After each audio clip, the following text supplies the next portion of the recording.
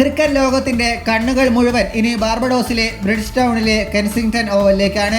ശനിയാഴ്ച T20 ലോകകപ്പ് ഫൈനലിൽ ഇന്ത്യയും ദക്ഷിണാഫ്രിക്കയും തമ്മിൽ ഏറ്റുമുട്ടുന്നത് ഇവിടെയാണ്.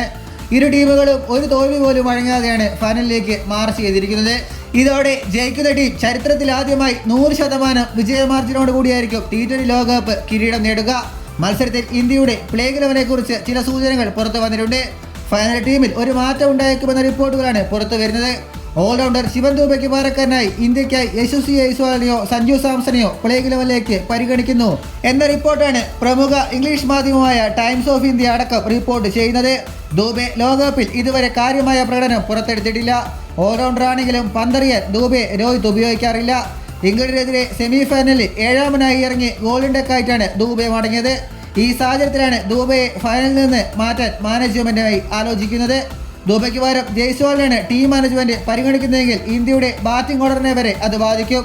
രോഹിത് ശർമ്മയ്ക്കൊപ്പം ജയ്സ്വാൾ ഓപ്പൺ ചെയ്യും. കോഹ്ലി തന്റെ പഴയ സ്ഥാനമായ 3ാം സ്ഥാനത്തേക്ക് മടങ്ങി പോവുകയും ചെയ്യും.